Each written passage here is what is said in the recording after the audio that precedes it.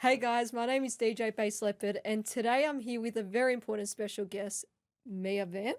Hello, Hello. how are you? Good. How are you? Good, thanks. By the way, I love the outfit. That's a big slay. Thank you so much. Thank you. Is I love that yours the too. type of outfits that you wear at your DJ gigs? Yeah, well, it depends on the vibe of I kind of try and match the genre I'm playing, but usually it's like all black. My Or whole black? wardrobe's all black, so pretty much, yeah. Do you like when you, let's say you got an upcoming show, like do you just be like, oh, I'm gonna wear this at this gig, or do you just do like a last minute wardrobe check and be like, okay, I'm pulling this out to wear it? Yeah, it's kind of last minute unless I've got like a really good, I'm like, okay, this is perfect for this event. Then I'll plan that out, but usually it's just like scrambling last minute. So tell Yeah. us, how'd you come up with the name? Like, obviously your first name's Mia, but how'd you come up like with Mia Vamp? Like, put it together as like a stage name. Yeah, so I had to when I was trying to think of my DJ name, um, Vamp came from, well, I've always been a huge rap fan more than anything. Like since I was a kid, I've always loved rap. And so Vamp kind of comes from Playboy Cardi and Lil Tracy and that whole scene, like the Yeah. whole like vamp thing that they do. So yeah, they're like huge musical inspirations for me. So just kind of took that and I thought it sounded cool. I was gonna do like Lady Vamp, but then I was like, oh, I don't know. I don't know. Sounds like Lady Gaga or so I just went with my first name. But Yeah, yeah. it's cool. I actually like the name like Mia Vamp like together. Sounds really Thank cool. you. Thank I you. remember when I saw your set at Your Shot, I remember like you also like throwing money to the crowd. I Yeah. actually really like that. Like, do you actually do that with all of your DJ gigs that you perform at? Not all of them, but a few of them, yeah. Like playing for Osama Base, I did it there. I brought like the money guns. I have so much of it. I printed so much of it Yeah. that I do like bring it to every set, but I'll just like give it out if anyone wants some, or I'll just like throw it. Yeah, sometimes, not all of them though, but yeah. So do you still like play like rap music? Yeah, I try to incorporate it into my techno sets because I love it so much. I always try and like throw some Lil Peep songs in there in Yeah. mixed with the hard techno. But I also do some Suicide Boys nights. Okay. So those are my favorite nights to do because I just get to play all that rap all night and yeah, but other than that, if I'm doing like a house set or something, it's not so much. What about like do you enjoy like things like hard techno? Do you play hard techno? Yeah, that's my main genre. I Your main love genre it so now? much. Yeah. Yeah, absolutely love hard techno. Do you play hard techno? Yeah, I play like techno and like hard style because as I was growing up, I've always been into like EDM big room, but since now that has died down so much, like it's gone sour. Really? Now I feel like hard techno is taking over as the new like genre like trend. Yeah, it's everywhere now, I feel like it's hey. everywhere, and hard techno got like nominated as number one for like last year 2024 got nominated as number one like trend genre, and I was like, wow, hard techno is actually taking over. Yeah, I saw that. Yeah. Yeah, I didn't know it was such a big thing because I'm also new to kind of EDM. I was DJing mostly like um rap before. Yeah. So after your shot, that's what got me into hard techno and stuff. And then, I just kind of discovered it then. Yeah. And then yeah, I just like have seen it everywhere now, and it's like wow, like it's such a big thing. But I love it. I'm like really happy it's Yeah. like that because Was it's my favorite. yeah. How long have you been DJing for? And how old were you when you actually started? So I've been DJing for probably I think 2 years. I would have been 21 when I bought my first decks. It was like the start of 2022, I think. I bought my first decks and went on YouTube, and I was kind of a bedroom DJ for a long time and also in the Blue Mountains, so not many opportunities Yeah. there. So yeah, I've been doing it for 2 years, but it's mostly the past 6, 7 months since I moved to Sydney that I've been actually like regularly booking gigs, and it's like my DJing career actually like started properly. Yeah. So yeah. I feel like starting out as a DJ is like being like an open format. Like that's what happened with me when I was starting out. Like I had to be an open format DJ to be able to get these gigs. Otherwise, I would never like move on to like, let's say now hard techno. Um, and I feel like a lot of touring gigs as well, to be an open format DJ is what's gonna get people to become a touring DJ, if that makes sense. I feel Yeah. like hard techno is very hard to to actually tour unless you actually make your own music. Yeah, absolutely. Yeah. Yeah, like most of my gigs, I'd say probably 90% of them are open format. Yeah, and that's how you Or get the opportunities because you're yeah. open to all genres. Yeah, exactly. Like it's very rare I get to play an actual hard techno set, but yeah, I still love playing open format. I just love playing in general, DJing always. So Yeah. yeah, it's great. Is there a hard techno club that you've performed at recently? I played at Black Noir for their New Year's Eve party. Oh, cool. And yeah, that was amazing. That's definitely my favorite club in Sydney that The I've Black, been to. the Flinders. Yeah. Yeah, that apparently they got nominated number one for their Yeah. nightclub. Like, well deserved. Yeah, absolutely. It's the best. Like it's just so rowdy and And did you so play at fun. what's the one at Basement recently? That event. Oh Teletech? yeah. Yeah, played the Teletech after party. Yeah. Yeah, at Basement. That was really fun. Got to see Azir there. I don't know how to pronounce it, but yeah, that was so amazing watching him perform because I just love his music and it was so inspiring to see be and actually see him play and Yeah. yeah, that was a great night. Did you play on main stage or in the blue room? In the blue room. Blue room, yeah. Yeah. I remember when I played at Basement, like for the first time, like that I haven't played Basement since then, but I got to play in the blue room, and you know what? I actually liked the silent disco. It was actually fun. Yeah, me too. It's yeah, it's nice vibes in there. Kind of like when it's small as well. Yeah. Like it's more like intimate kind of. Yeah. Yeah, I don't know. It's just like a good feel like vibe in that room. I feel like the crowd sees you more when it's in a smaller room. It's like a big Yeah. room. Everyone's like all crowded around the decks, around like the stage area, and it's like a bit claustrophobic in Yeah, here. exactly. Yeah. Yeah, it gets a bit intense, but I don't know. Yeah, anything. Yeah. So when you DJ, like, how do you manage like your stress and your anxiety like before like you perform at like any event? So, I actually don't know. I struggle with social anxiety, but for some reason, you'd think that, when you DJ, that would be so stressful, but for some reason, that's the only kind of time it goes away. When I'm on the stage, Yeah. I don't know, it's so random, Yeah. but yeah, I don't know. But obviously, I get stressed, anyone would, you get nervous about, Yeah, oh, am I 100%. gonna mess up or something? Yeah. But I don't know, I just kind of try and relax and I don't look up a lot of Yeah. the time. I also feel like, a lot of DJs like self-doubt themselves like before they even like get up on stage and perform. Like sometimes, like the hand shaking or they just overthink. Yeah. Tell us some of the reasons why DJs shouldn't self-doubt themselves like before they actually perform. I think people shouldn't doubt themselves because I think at the end of the day, no one really cares. Yeah. A lot of the time, no one's even really looking at the DJ. I feel or they're just kind of dancing and vibing. And, sometimes I'll start playing and I'm my hands will shake or something if it's Yeah. a big one or I don't know. If I'm nervous. And then I'm oh my God, everyone can see my hand shaking.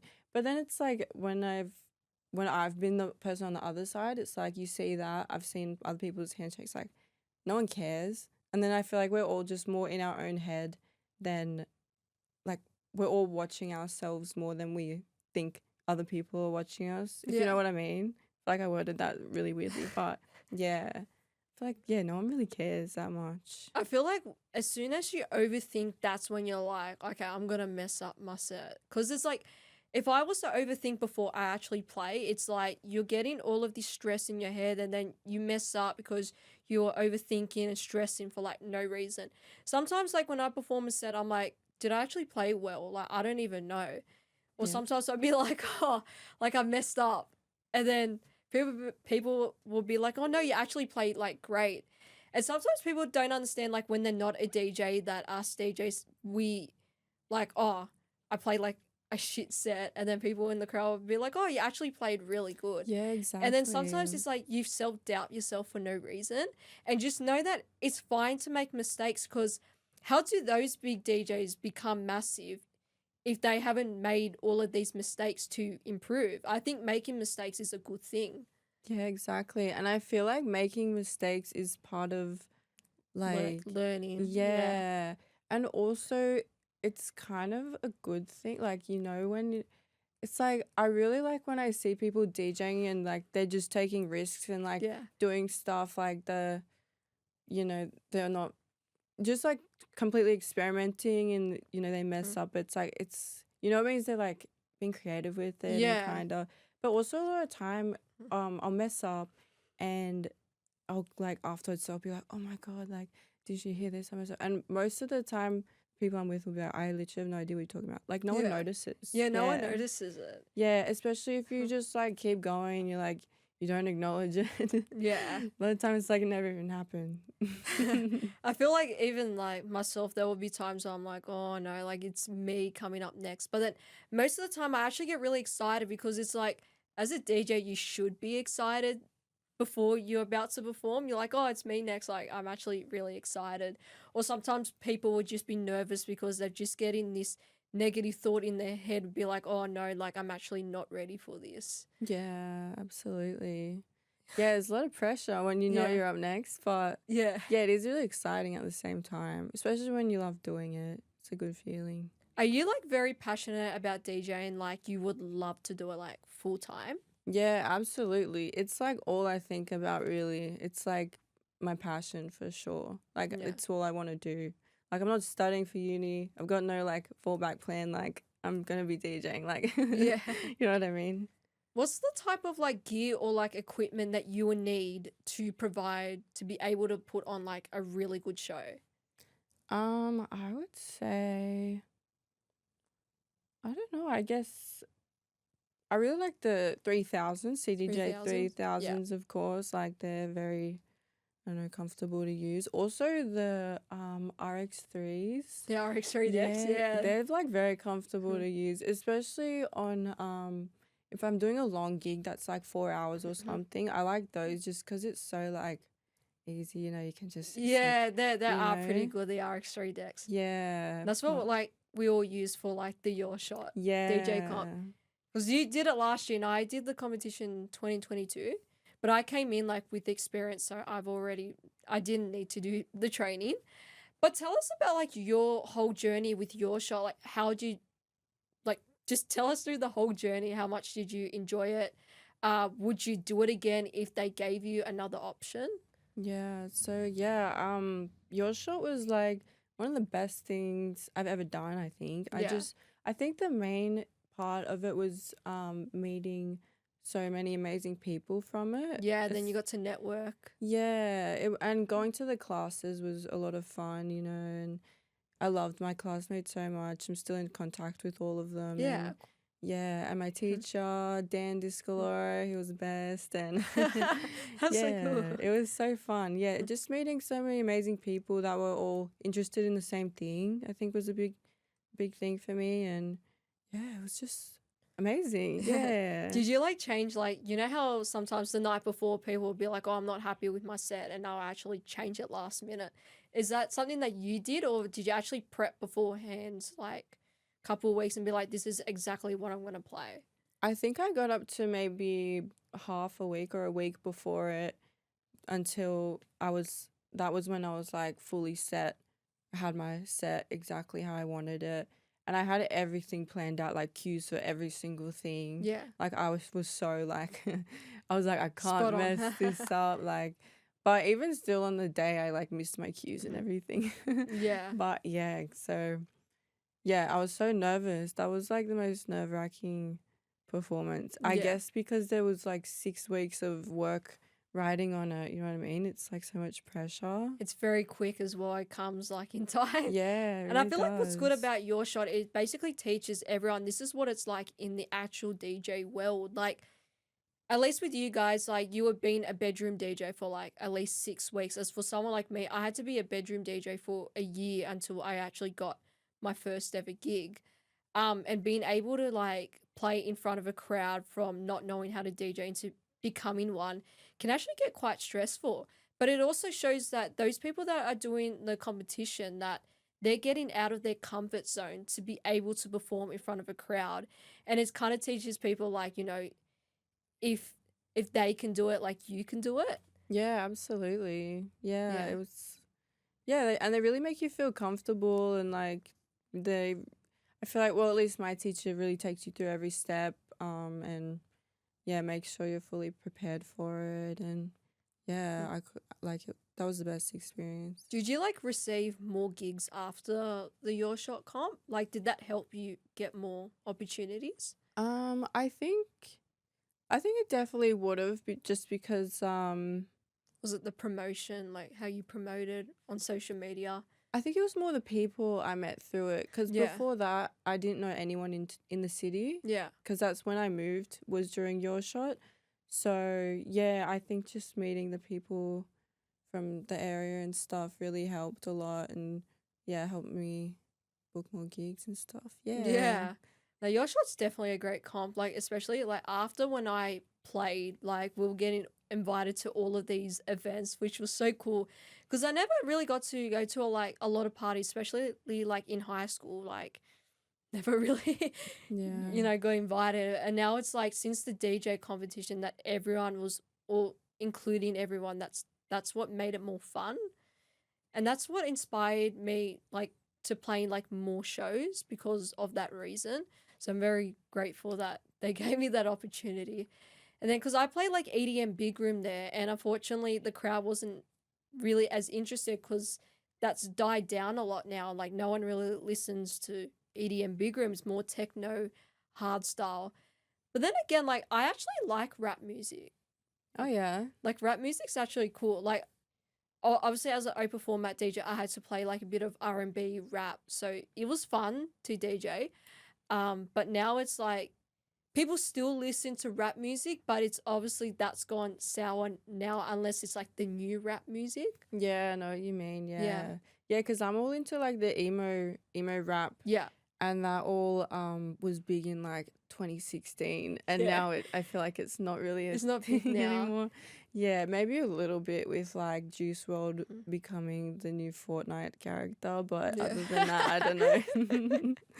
Yeah, no, it is definitely still big, but yeah, I know what you mean about rap. I feel like there's not many I don't see many rap clubs around here, like hip hop specifically, but Like maybe. there might be like some R&B like hip hop like clubs, but I feel like people just don't enjoy it because that's music that's been played like over 10 years ago, where it's now people are like, oh, this music's kind of old, like should I actually come and listen to it? Yeah. Yeah. Yeah, definitely like techno, hard techno is the thing right now for sure. Yeah. Yeah.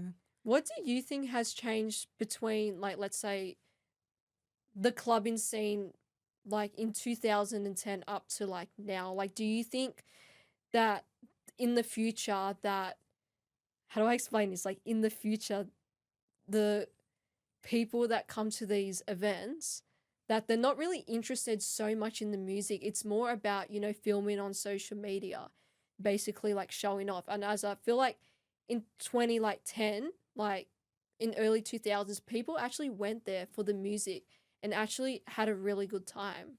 Yeah, for sure. Now I feel like, yeah, you just see phones everywhere now. When you go to a place, you just like, most of the time when I'm watching shows, I'm like watching it through someone else's phone. Do you know what I mean? When everyone's holding it up, and you can't even see the stage. But yeah, I feel like it would have been cool to like go to shows back when there were no, camera phones and stuff, and Yeah. like everyone would be kind of more in the moment. Because I know what you mean about the social media thing. It seems like in this scene, it's like so heavy on the social media, like Yeah. followers and all that. Like, yeah, I feel like a lot of DJs get booked more because of their following than well, I'm sure they've like are talented as well, but that seems to be a big factor. Yeah. But yeah, it's just I wonder. Yeah, because I wasn't really clubbing back then. I've never really been much of a clubber, to be Yeah. honest. More So going for the gigs. yeah, but yeah, I don't know. It's different, I'm sure. If you had to change things in the future about the music scene, like what would you actually change? And sorry, No, I was you're gonna right. look at this question. Mm. Give me 1 second. Sorry. You're right. Take your time. You've hit 20 minutes, so. Oh, did we? So, like, in the next few years, how do you plan to adapt, like, the music scene? How do I explain this question? So, obviously, I don't know how to. Give me a second. No, you're right. Like, how do you plan to like adapt the music scene, like, in like the next few years? Like, what is something that you would change in the music scene for like the future to make it a lot more better? Um, hmm. I really like the thing that I've seen people doing, like for example, Catalyst, the new Catalyst club where they're Yeah, doing yeah. the no phone I actually policy. went there to the event. Yeah, It how was was it? it I was didn't get to good. go. I think the no phone policy was one of the best ideas because the crowd was actually more focused on the DJ than actually being on their phones, and that's what we like to see. Yeah, I actually absolutely. had more fun that way. I got to interact with more people as well than instead of them being on their phones, because I feel like the only thing that they could do is just message, but like what's the point of going to a club if you're just gonna message? And the fact that there was just the no phone policy when you can't record, it was actually more fun to interact, and they were also more focused on the DJ as well, which made it a lot more better for them because then they have like the crowd has their eyes on them and it's good to be focused on. Yeah, I feel like the vibe would be different with because I didn't get to go to that one. I really want to go, but yeah, I feel like it'd be more engaging. Like everyone would be more engaged in the actual vibe and the atmosphere than Yeah. getting the best Instagram story. Yeah, yeah. Yeah, even though I love an Instagram story myself, I can't lie. But yeah, I feel like I think we should definitely in the future do like more no phone policies. Like I know you might like some people that might want to go to clubs will be like, oh, this rule actually sucks, but then again, it actually doesn't suck. I think it's one of the best ideas. yeah, That's why I feel like a lot of DJs would actually, I know it'll be hard, like, no one's actually there to film them to get the footage, but if you've got videographers there that can actually get footage of each DJ, that a no phone policy would actually is a good thing. yeah, for sure. Yeah. Like, if you Yeah. hosted, like, your own event, would you do a no phone policy? I think so. Yeah. Yeah, I reckon. Yeah, I think it would depend on what kind of event it would be, but if it was something like that, like a techno kind of like dark vibes thing, I think that would be cool. Yeah. Yeah. Yeah, I think so. I wish that more concerts were no phone policies. Yeah. 'Cause, yeah, that is so annoying when you can't like see the stage. Yeah. 'Cause all the But I feel like phones. everyone, just puts their phones up in the air to like try and get the full DJ that's Yeah. performing. And I feel like when they actually do that, then you can't see the actual DJ performing itself. So I think that's also quite tricky Yeah. when you go to these festivals. Like, oh, people put their phones up in the air. And it's like, I came here to see the artist like properly, like to see the view, not for the phones to be up in the Yeah, air. exactly. Yeah. Yeah, it just takes away from the vibe a little bit. Yeah. Yeah. All right. Well, thank you so much for coming onto this podcast. Pleasure to see you. Thank you for having me. That's It okay. was so fun. And I really liked your story. So very inspiring. Thank you. Alright. Thanks for having me on. That's okay. All good.